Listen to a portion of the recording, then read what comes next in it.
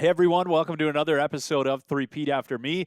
We spent a lot of time over the last season and a half or so talking to players and coaches that have been in and around the RiverDogs world. But today we'll take you behind the scenes with some of the guys who get the players and coaches ready to take the field each night. Talk to those guys who are running the clubhouse, including former RiverDogs manager Steve Berhalter, who now works at the Rays complex in Port Charlotte, and the RiverDogs Visiting Clubhouse Manager, who won a big award this year, Kevin Noble.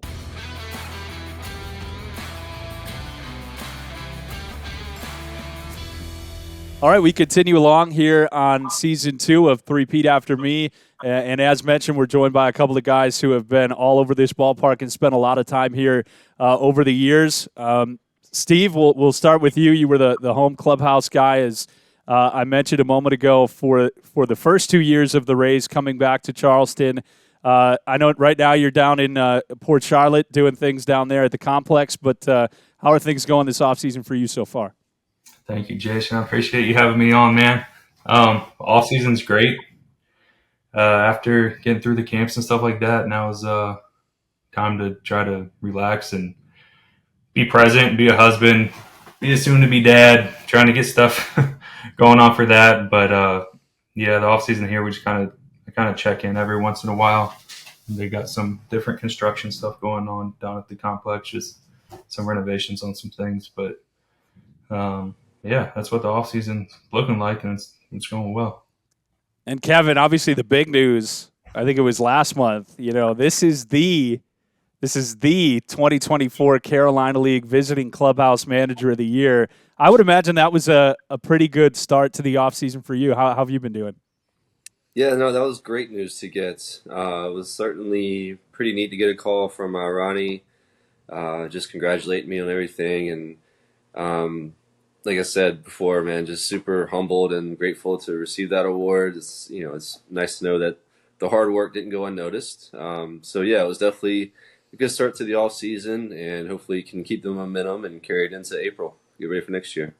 One thing that we've been really excited about here that maybe fans won't see publicly, but I know this would be something you guys were excited about as well, is the reconstruction of the Joe. You mentioned construction, Steve, down at Port Charlotte, but the home clubhouse is getting bigger. The visiting clubhouse is getting bigger, taking over some more room. We'll start with you, Kevin, but can you kind of explain what having bigger facilities and more room to operate does for people like you behind the scenes? Yeah, no, absolutely. Things were already pretty good in the clubhouse. From what I've seen around the league or other leagues, other clubhouses, the visiting side, typically is the little stepbrother of the clubhouse world. But Charleston had a great setup already. So when I was told that more renovations were coming and things were going to get even better, or my day-to-day might get even easier, music to my ears. But certainly, just behind the scenes of pre-game, post-game, you got to think these guys they arrive at the ballpark around 2:00 in the afternoon for a 7:00 game, and they spend the majority of their day or afternoon at the ballpark. So all the more things we can have, or more space to have for them to do what they need to do throughout the day, just makes things all that much better, and just easier, and the ease of transition into the visiting side. And Steve, on the home side, obviously, the more room you have, the areas now that are required to have guys eating meals at a separate spot from the clubhouse. Obviously, the setup for food when you were here was a little bit tough right when you walked into the clubhouse. But, the way that they have started to make these things mandatory, that the clubhouse is starting to look more and more, not quite major league level, but more and more in that direction where players have different areas to take care of different needs. How important and cool is that to see at this level? It's awesome. It's great. And obviously the clubhouse is basically everybody's safe haven. That's where the guys are spending the most of the time, throughout the season. They show up at, sometimes it's noon and they don't leave until 10 or 11 o'clock. So they're spending most of their days there. And if you can provide and help just have the maximum amount of space that you can, you got 30 players, you got staff, and then, it can get up to 50 people, over 50 plus people in that kind of clubhouse. And if you don't have enough room, it's sardines in there. But, I'm glad that MLB is kind of like, becoming putting standards in place where, all these affiliates need to provide a good quality clubhouse, and it makes our jobs easier. It represents us well, and it also gives us, pride to want to take care of something that's brand new and also just be able to do a good job. I think people know, right, what the shortstop does when they show up, more or less. They know what their job is. Even as the broadcaster, if I say I'm the broadcaster, people know what that is. But I think if you hear clubhouse manager and you aren't in baseball and part of it and know the details, that job might be a little bit mysterious to people and they don't understand exactly what it is. So first of all, if you're not a baseball lifer, the clubhouse is essentially the locker room and the offices and all those things behind the scenes for the players and coaches. And you guys are in your roles sort of in charge of it. But I thought it would be fun to kind of take a look at the way each of that differs for you, Steve, on the home side when you were here in Charleston or in general. And then for you, Kevin, when you're dealing with a different team every week, coming in here for a little bit of time and then moving on and then meeting a whole new group of people. So if we just started with maybe like the day, and it's a long day, as it is for most people in baseball, but a lot of times it starts maybe a little bit earlier and ends later for you guys. But on the home side, before the team would arrive here at the Joe, for example, what are some of the things you wanted to make sure were finished before anybody else shows up? So on the home side, I usually sometimes most days clubhouse would open at around 2:00, and I was in there about between 10:30 and 11. And the biggest thing, like, you want to go into the day without having anything on your plate, because throughout the day, I kind of relate it to a bucket, and the bucket's just going to get full, and it's going to overflow, and it's just how good that you can manage the bucket, I guess. But getting there early, making sure everything's good. I would come in, make sure all the towels are folded. That would be the one thing left over from the night before. And from there, it's kind of just organizing things, catching up on some of the admin stuff, whether it's checking in with caterers, confirming that they're making sure that they're going to show up tonight, or pregame. From there, you go. At any day, there can be a player transaction or a player move, and you usually get the heads up on that the night before. Usually it's that morning of, if it's crucial, but making sure that they have their locker set up.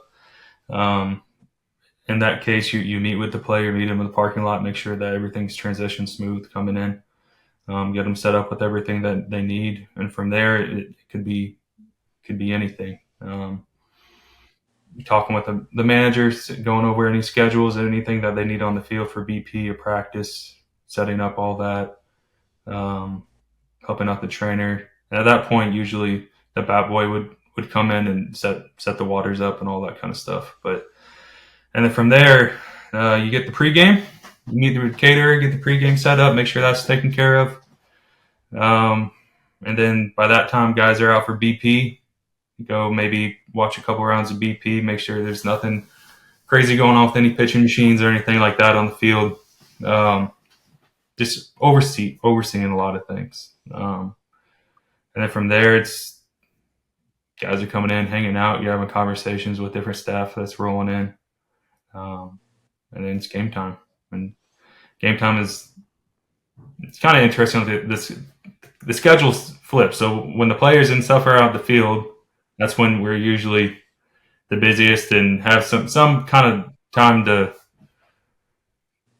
not necessarily relax, but just get things done. But and then after the game, it's no holding back. It's straight, 3 or 4 hours of hard work, making sure the uniforms get done and making sure you tighten up the clubhouse and make sure it's clean from the next day.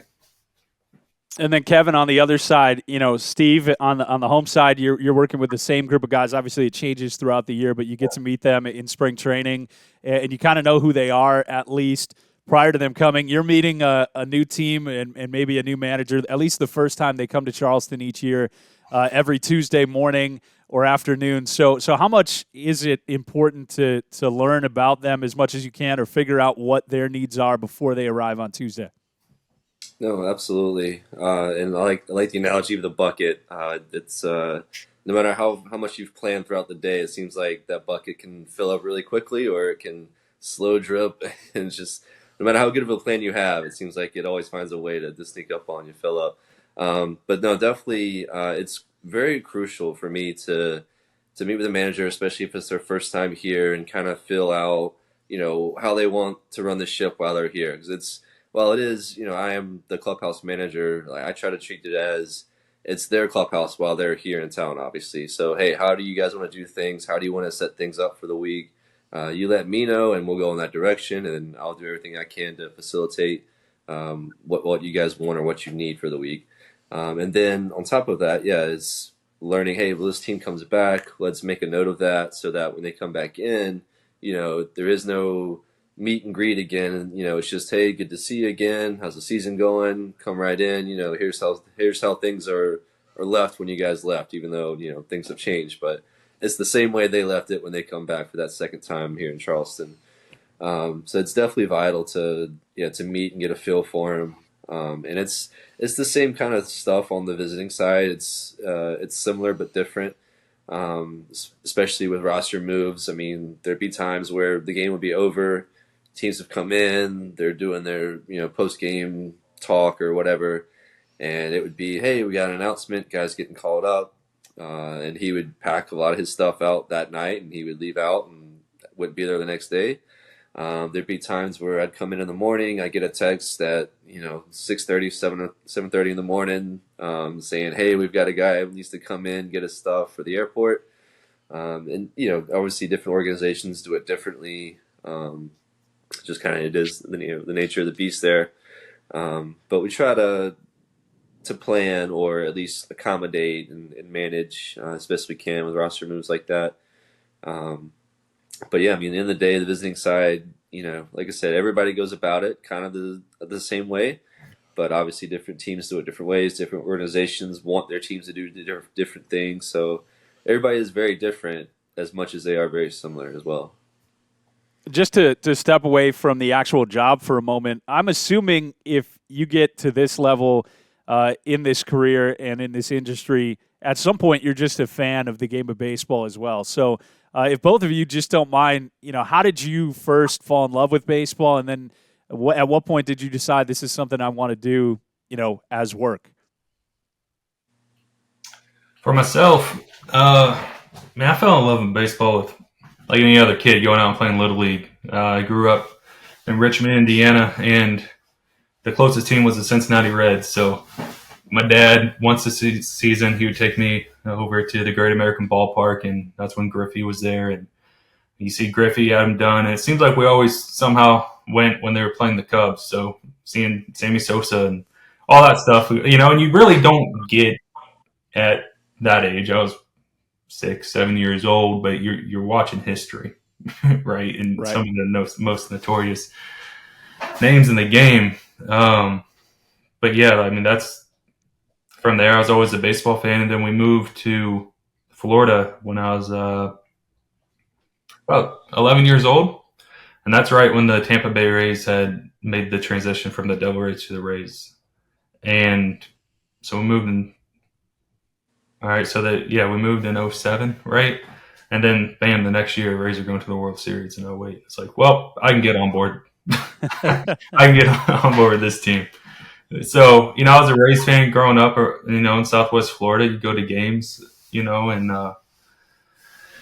after graduating high school, it was my freshman year of college, and I had a friend of mine that was the assistant clubhouse manager for the Charlotte Stone Crabs. And before the retraction, they were the Rays high A team in Port Charlotte.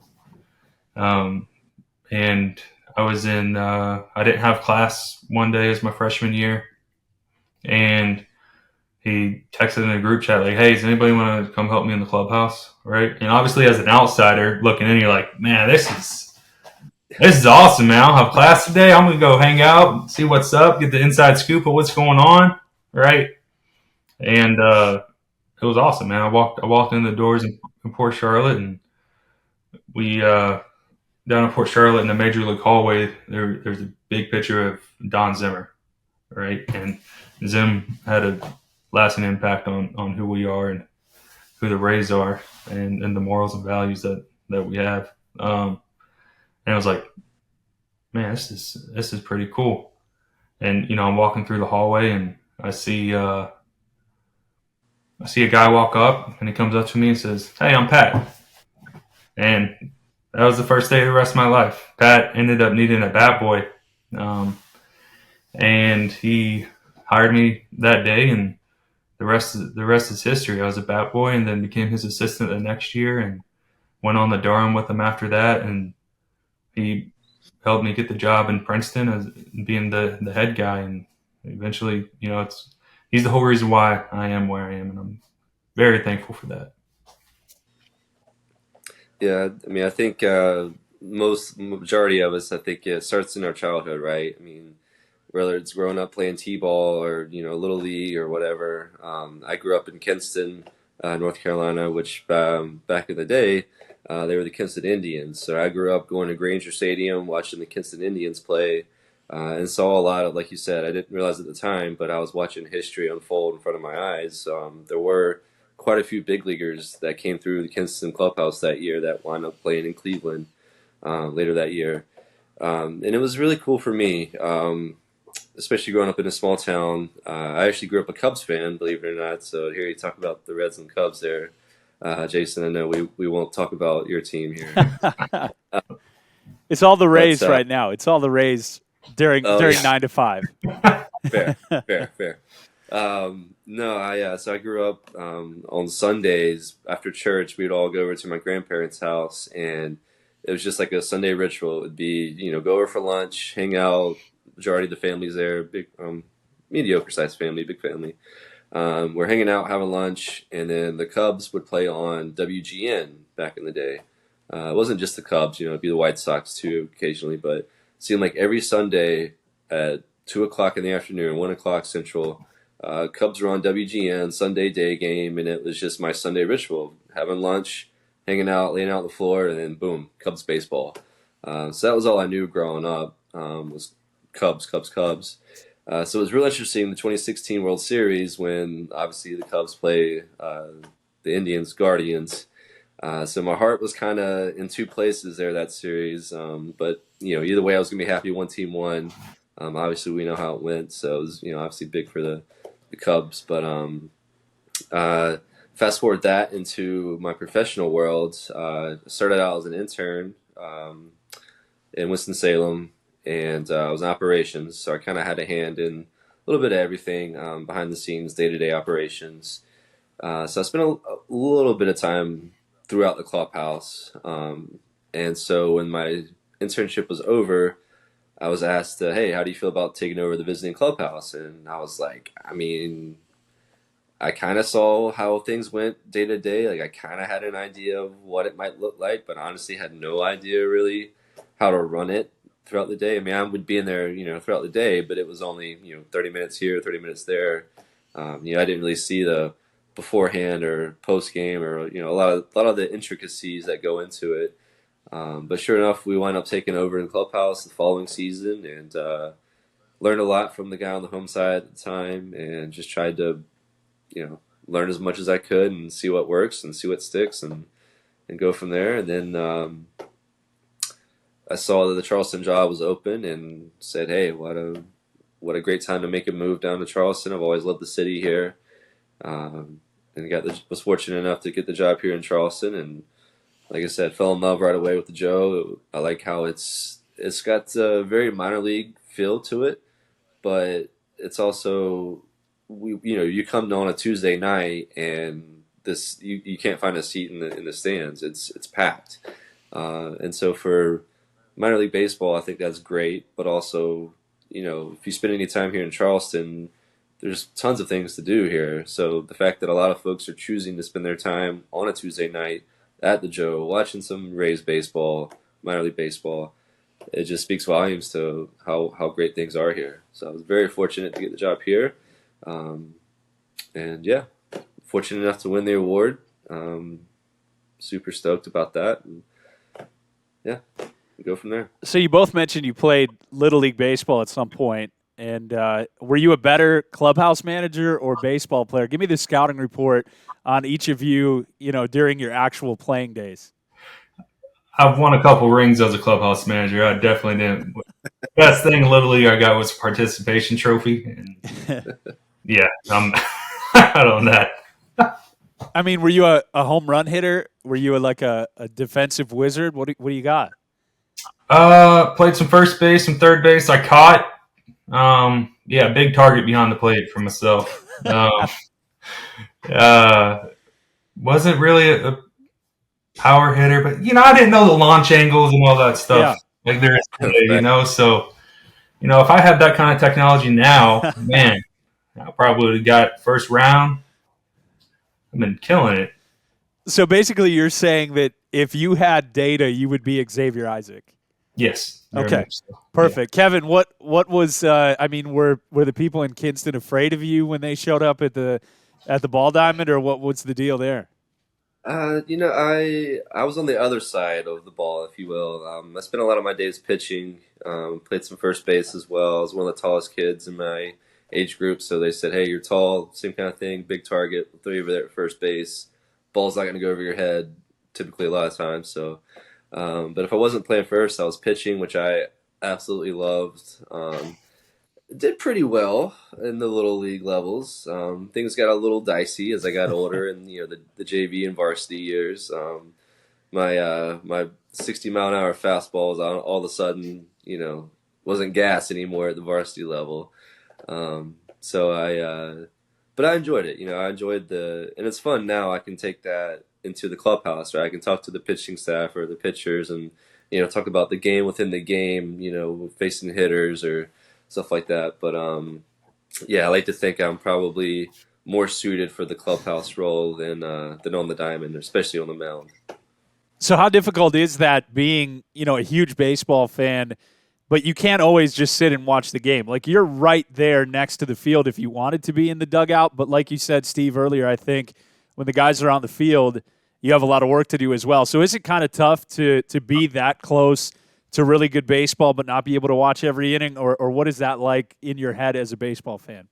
I mean, for myself, Jason, I just turned on a little audio switch and I could hear you throughout the clubhouse. I'd like to apologize for 2 years of you having to listen to every word I said, but we got through it. You got me up to speed what's going on. You hear the home run calls, and you're in the middle of putting out the food, and you're like, "Yeah, let's go!" And you have the live stream. Ben set me up with the live stream in the clubhouse, so I was able to watch the game. So you're able to be in touch with the game. If you get a few minutes to sneak out, you go through the tunnel and you kind of step up those little stairs there and peek your head out. But it's awesome. It's just an awesome feeling being a baseball fan.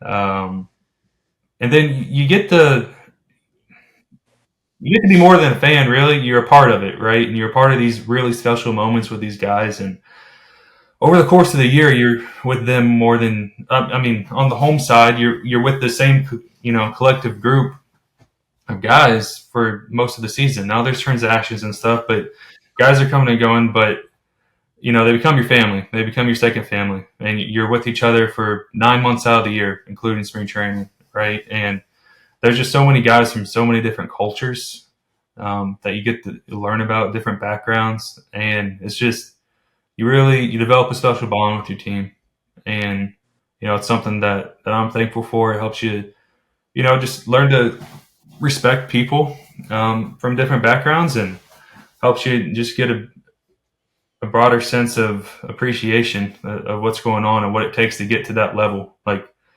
listen, everybody's good, in Little League.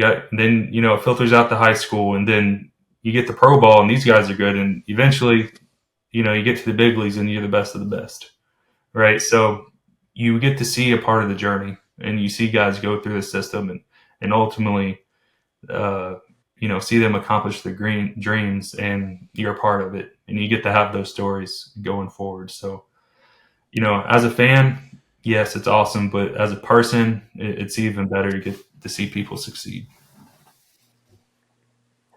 Yeah, Definitely agree with that. I mean, it's on the visiting side. I find myself being the. I'm sure if you guys have seen the person holding the poster. That I just hope both teams have fun. Essentially, that's me. 'Cause, I see the guys on the home side from day in and day out, and kind of build a bond, a relationship with them. So I'm rooting for them, to do well and succeed. Same time, I've got my own guys on the visiting side, there that week, and I find myself same thing, building relationships with them and wishing them success as well in their career. So I do find myself rooting for both teams at some point. But like you said, yeah, when you can get out and for just a few moments and just take this, the few steps up the dugout there and just kind of soak it all in and just kind of take a step back, also figuratively, and think, where you're at and what's going on, and it really is neat, kind of to take, like I said, take a look outside of it, for a second. And one of the things I love about, especially in our role, is we do have a little part in, well, not a little. We play a big part in their day-to-day operations, obviously behind the scenes.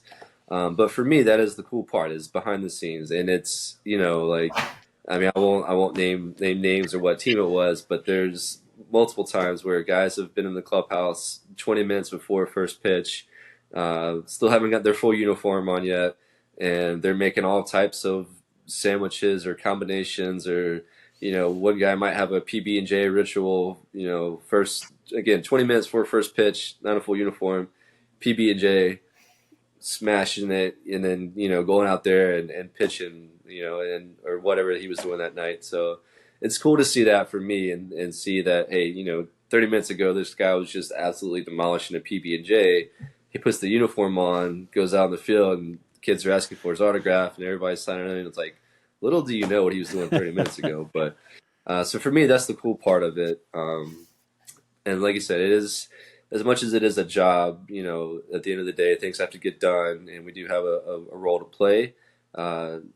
Having that front row seat is kind of really cool, especially, and again, something I try to incorporate on the visiting side is, especially at this level, a lot of guys may not have ever had a clubhouse manager in their career. Like, they've never had somebody that's washing their uniform or washing their cleats or running out and grabbing an energy drink for them at the gas station. They've never had somebody in that capacity for them, so they don't really know kind of the ins and the outs of it. So it's cool to be that first impression, if you will, or that first experience for them in that, and hopefully it's something they can kind of take with them in their career as well. Steve, your first year here, 2021 season, is, of course, the season that COVID protocols were in place. If you think back, and there's been a lot of things that have happened to make Rays spring training and seasons difficult since then, but what was that experience like, trying to have a clubhouse with rules to follow, limited fans, no interaction with fans, staff can be, in certain places but not others? I would imagine that was quite the test for your first year here. Yeah, it was very, sorry about that. It was very, you're a popular guy, I understand. It was very challenging, because that was the first year that MLB took over everything, right? So they had rules in place, not for COVID, but also you had certain guidelines that you just had to follow as a clubhouse. It was kind of tough. I wasn't able to get an eye on the clubhouse before I showed up. So the first time I showed up to Charleston was my first time seeing the stadium, seeing everybody, and seeing what the clubhouse looked like. And for COVID, you essentially had to have double the amount of space than what you had and what we had, and you just got to make it work. Locker spacing, we had to make sure, do space out the lockers where, it was pitcher, position player. Usually in a normal clubhouse, in a non-COVID clubhouse, you want to keep your position players together, your pitchers together. And just that way, it's just easier, right? To navigate the clubhouse. But you had to separate guys. You had to find makeshift lockers and put them in the clubhouse. It was just, and you had to be, cautionary at all costs. Everybody coming in and out was taking COVID tests. We had to take COVID tests, I think, twice a week, and getting those shipped off. And you prayed that there wasn't going to be an outbreak, because if so, it was just going to derail your season. And it was a very, when you're in it, and it's just day to day. You're trying to get through the day and really just get through that season. That that was the first season. I was like, man, can I just get me through this season and I'll be all right, right? But then as you step away, and now we're a few years after, it's really unprecedented, right? And it was a special season. It was the first time, Charleston won a championship in several years, and 100, about 100, yeah, about a century. But it was really cool to be able to be a part of that, and be a part of bringing history to Charleston, especially with it being the Rays' first year back there. And I was just thankful to be a part of that, and obviously we carried that success into 2022. But in 2021, what made it a lot easier is that I had a lot of that team on my 2019 Princeton Rays team. I had Brett Wisely, I had Taj Bradley, Seth Johnson, I think Jose Lopez, like those guys. So you had familiar faces that are now big leaguers. So that made it a lot easier. So you knew the people that you're getting involved with, and they totally understood. And I'll tell you what, the players and staff made my job a lot easier, because they knew what they were getting into. They knew the protocols, and everybody was, the Rays did a really good job of explaining how crucial it is to make sure that they follow protocols, understanding the reasoning of why we're doing certain things. And it was a great season. I think I asked you this, Kevin, and we'll talk more about the championships as well a little bit in a few minutes here. But Kevin, I asked you this during our radio pregame interview, and I think it sort of made you think a little bit. But I know you said, I just hope both teams have fun. Is there any point, though, in a series where the other manager is going to be a lot easier to deal with if they win a game tonight? So maybe even though you're around the RiverDogs, day in and day out, you would really like to see the road team find a way to win instead of a heartbreaking loss? I mean, there's definitely a lot that everybody was really great to work with. I will say that. But there definitely are some that can be hot-tempered or quick to be hot-tempered. Obviously, there's some that it takes a lot of little things have to go wrong before they can show a little frustration. So again, you want to see a good game, right? Everybody wants to see a good game, win or lose. I think you can be happy with a good loss, if you will. I mean, some coaches may different on that philosophy, but as long as it's a good game, teams are playing well, guys are making pitches, guys are making plays out. Can't be so upset if you win or lose. But there were definitely some long nights, a couple times where again, different teams would come in off a tough loss or just didn't have it that day, or whatever the reason may be. And they might stay a little longer in the clubhouse, or which is just postponing all of my routine and pushing things back a little further, which they're not thinking about. But certainly some nights were longer than others than they probably should have been or had to have been. But again, nature of the beast is part of it. It's and that goes back to, again, forming that relationship with other teams that have make 2 trips down to Charleston. We can kind of fill each other out, or I kind of know like what their expectations are, and at the same time they know what they're going to get out of me as well. So we were fortunate not to have any issues last season. I never got too frustrated with things, but yeah, no, certainly some managers have some personalities that are just kind of stay out of their way, let them do their thing, and good or bad, and just go about my business. Let's talk about Champaign for a moment. Everybody sees on TV during the playoffs in these giant major league clubhouses, and there's people everywhere, reporters, and there's champagne.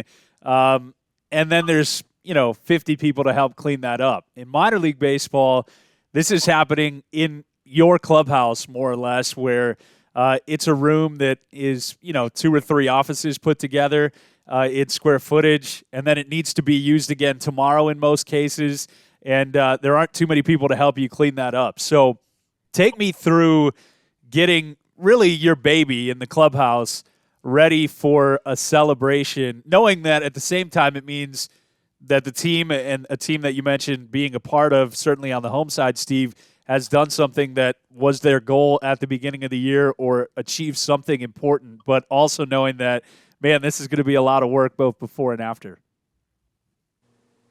Yeah, for myself, the most stressful part about that entire thing, like the cleanup's the cleanup, like you're just a part of it, right? And there's people there that are willing to help, make sure the whole operation is ready to go the next day. The most stressful part is like if it's like, all right, we're on the line, like we're either going to clinch tonight or we're going to win the championship. Oh, it's a tied game, bottom of the ninth, counts 3-2, like the classic scenario. And it's like, all right, we're either rolling the champagne out or we're not. Okay, well, the clubhouse has set up the pop bottles, and if we don't win, we got to tear this thing down immediately and act like this never happened, right? So, like, that's the most stressful part. But, like, either way, like, we in the playoffs, we've been on both ends where we had to set up and break down, and eventually we set up and won the championship. But the goal is to win the championship and win the game. And once you're in it, you win it, you're popping bottles with the people that you care about the most. It's all part of the process, and it's never really a thing. I know that we never had that happen here in Charleston on the visiting side, thankfully, to this point in the RiverDogs Rays run. But Kevin, do you have any experience with champagne from Winston-Salem or anywhere else? Yeah, so my first year, I believe it was, towards the end of the season, Brooklyn was in town, and they were same thing. They were like the last week or 2 weeks of the season, and they only had their magic number was I think 2 or 3, and they needed some help with I forget what the other team they were in the race with that year. But sure enough, they came down and took care of business in Winston, and we were same kind of thing. It was like you said, it could happen tonight, so we got to be ready for it, right? So about the 5th inning, 7th inning, we're kind of keeping an eye on things, and we might put up a little bit and kind of see how the night goes. And we think we did have to take it down one night just to put it right back up for the next night. And sure enough, they actually did wind up clinching.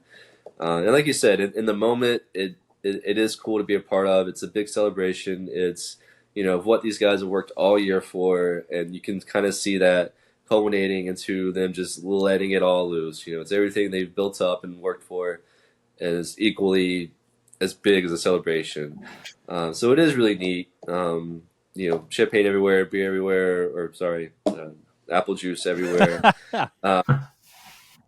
It is cool. The cleanup is the cleanup, and it does take a while. I've been fortunate enough that, it's a lot of folks who, not necessarily their job, but they realize, hey, this is a lot for one person to do. We're going to help you out here. So they were fortunate enough to help me out with the cleanup. That being said, the clubhouse, I remember in Winston, the week after, you could still smell the champagne and everything, just from it being everywhere. As well as we covered it, it still finds crevices to get in and sit down. That's such a distinct smell. Like, I can walk into a clubhouse and smell that. It's like, oh, man, it just brings me back. Somebody celebrated here, yeah. It's great. Yeah, it's cool to be a part of. It is like you said though. The stressful part is are we going to do it or are we not? Because it's a really awkward situation to have them walk into see the tarp and everything and think, oh well, we could have been doing this tonight, but we're not. And so obviously you don't want that, and vice versa. You don't want to not have it up because they're coming in, and you best believe they are full force ready to go in crazy with it. So if you're not prepared on the other end of it, yeah, it's going to get real dicey real quick. I have to ask you, Steve, about the famous picture. I don't know how famous it is worldwide, but certainly in my mind, it is very famous from the first championship. You were, I believe, seated with a cigar. Did you have the goggles on your head? It's been a while since I've seen this picture, but it's almost like your Michael Jordan picture. There it is on the T-shirt, right behind home plate. at the Joe. And I think that, I mean, that's an epic picture. I'm glad that, it's on those T-shirts, and I'm surprised, athletes aren't wearing that when they walk into arenas around the country right now. I know there's a couple floating around the Joe. Well, of course there are. Of course there are. What that moment after the team that you work for wins a championship is very unique in minor league baseball because it's a celebration of a long year. A lot of different guys came through, sometimes 50 to 60 different players. But also, it's kind of the last time that group of guys is going to be together ever, because what people don't know is you win a championship, the next morning at 8 a.m., there's nobody left. It's a ghost town in Charleston at the players' apartments and in the clubhouse. So, take me through the mindset of that guy in that picture after winning a championship, getting to celebrate, but knowing, hey, this is the last time this group of guys is together. It was bittersweet. It's sentimental. Like, honestly, like, you go through so much in that season in 2021, and like I said earlier, like, you're just trying to get through. At least on my end, like the team was stellar. That was a really good team in 21, and like, after the retraction and everything, organizations are just left with this roster, and they got to put it together. And in 21, once we started playing, because nobody really knew what their teams were going to match up as when the retraction happened, and we started playing and we were just dominating. I think we only lost 1 or 2 series that entire season. Yep. Right. So it's a really special team, and that team now has several big leaguers on it, and you're going through it. And I remember specifically taking a step back, smoking a cigar on the field, right, celebrating with everybody, and just looking around, and you see people hug each other, you seeing people, in tears. Like, some of these guys, they made it. Some of the guys from the Dominican, like, they literally made it to the States, and they won a championship under their lights, and that was their first full season playing under the lights. Like, you just see people, accomplish something that they put and busted their butt for. It's just really cool. It's just an amazing experience, and just thankful to be a part of. And Kevin, you had never met Steve before. However, he probably looks familiar because, and this is sad, I was going to try and find this piece of wall when they tore down the current walls in the clubhouse. But when you walked into the RiverDogs clubhouse, there was that mural of the 2021 championship team. And somehow, I don't know if you paid somebody, Steve, but like the face directly in front of the hallway where you had to walk down to go left to the offices or right to the clubhouse was Steve Berhalter. So do you feel like, even though you'd never met him, that you kind of know him?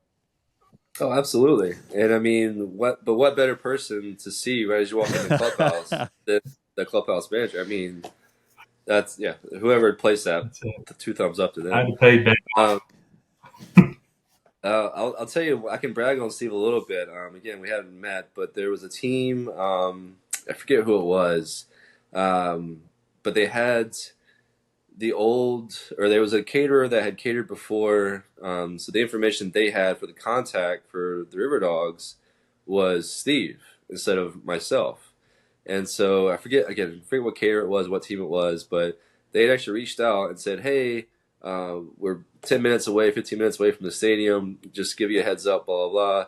Here I was kind of sweating bullets, it's 15 minutes where my food's supposed to be here. I'm like, I haven't heard anything from anybody. I don't know what's going on. And sure enough, I get a text from Johnny, and it's from Steve saying, hey, will you let Kevin know his caterer's on the way? So I was like, well, thankfully for him for thinking of that and looking out for me and getting that message across to me as best he could. So, we hadn't met, but I would say, I would like to say thank you to that. Yeah. Very helpful that day. Yeah, absolutely no problem. No, I know exactly what kind of disaster that can be, especially when you're sweating bullets and, it's the top of the 9th and the food still isn't showing up. And it's like, all right, well, this is going to be great. Get Domino's on the phone. Yeah, let me get Jimmy John, see if we can get 100 sandwiches across the street. Before we let you guys go, again, thank you for the time. I wanted to finish off with a few rapid fire questions and just get your kind of off the cuff responses. So let's start. You just mentioned him, Kevin. There is a noticeable absence in this, which is the current home clubhouse manager of the RiverDogs, John Horaz. I would like to say, and I don't think I'm overstating, he is the least media-friendly clubhouse manager I've ever met. You know, it was like pulling teeth to get him to do one radio interview in 2 years. He won the championship the first year. I think part of it is shame that he couldn't match you, Steve, with back-to-back championships. We fell a little bit short this year. But here's a moment for you to have, 20, 30 seconds to say whatever you want about Johnny, and he can't respond. Johnny, you're big leaguing us. That's all I got to say. I mean, one interview is not gonna hurt. I think I've gotten more out of Nick, his assistant, than I have out of Johnny. Yeah, that's what I'm I would saying. agree. As far as that tandem of brothers are concerned, I think Nick is head and shoulders above Johnny. And again, he can't say anything about it in this public forum. Yeah, that's also true. You always love to throw a good short joke in there. Just quickly, again, some rapid fire here. Kevin, obviously you mentioned growing up in Kinston. They're losing their team affiliated-wise, going to Spartanburg. What kind of sentiment does that have or taste in your mouth? Yeah, I mean, it's unfortunately it's not the first time that us Kinstonians have dealt with the team leaving before, and it's bittersweet. I mean, it's great. The team comes to town, obviously. Kinston's a really small town, very tight-knit community. Everybody knows everybody. You see your neighbor at Walmart kind of thing. So it's tough to have that leave the city because it does bring everybody together even more so. They are getting an indie ball team there, which will still be great. Still fill Granger Stadium up, historic Granger Stadium. But it is tough to see them leave. Again, understanding the business side of it from this side of the table, I get it. But it is, it stinks. It really does. It's tough to see them leave, but it is cool while they're there because, again, especially small town Kinston. I mean, there's not a whole lot really going on there. So Friday night, team's in town. There's no question we're going to the Granger Stadium and watch the ball game. So to have like I said, the indie ball will still feel that, but knowing like I said, I grew up an Indians fan for the majority of my life, having never been to Cleveland or know nothing about it. But here it is. That's 500, 600, 700 miles away from Kinston, but they've got a fan there now. So to lose that part of it from the big league team, I mean, stinks. But again, from this side of the table, I get it. So. What is the worst thing you can see a player do on the field to their uniform that you have to deal with after the game? It would be a tie between the pants getting ripped on a slide or knowing, like, if it's like a rainy day or there's rain in the forecast or something, and knowing that clay or that dirt is going to be just a little bit tougher to get out of the pants when they slide. But the rips probably the more like, oh no, here we go. There's an extra fill in the blank of time that night. For me, it's like the slide and the stain or whatever. It's a part of it and it's a pain. But my biggest pet peeve is when guys cut holes and put the bottom of their pants underneath their spike. And I mean, the pants are ruined, and then you also have a 1,000-step stain that you got to get out. That one makes sense. Every time I see that happen on a rainy night, I do think of you guys, and then I also think, well, at least it's not my problem after the game. I've had a guy before.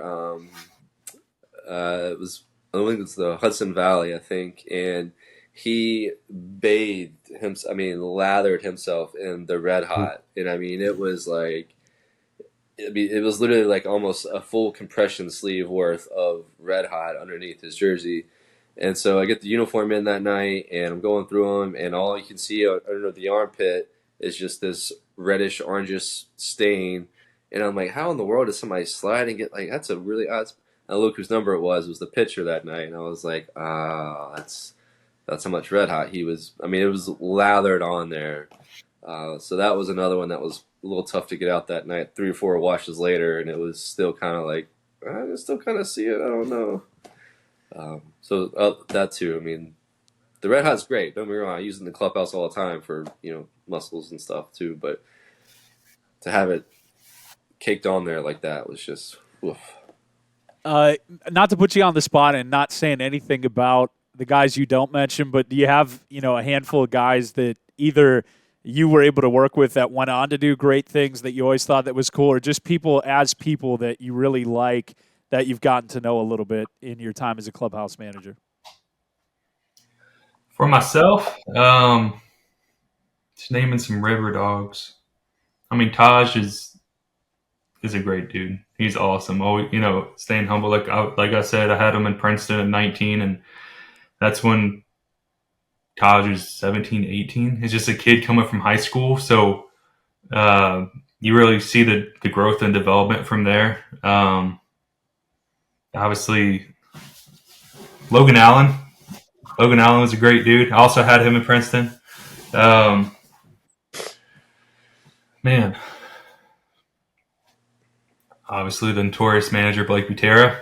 I thought you basically have to say Blake Butera here or else. Yeah, no, Blake's awesome. He's a selfless manager, selfless leader, and you don't want to disappoint him, right? Just because he's such a great human and a great person.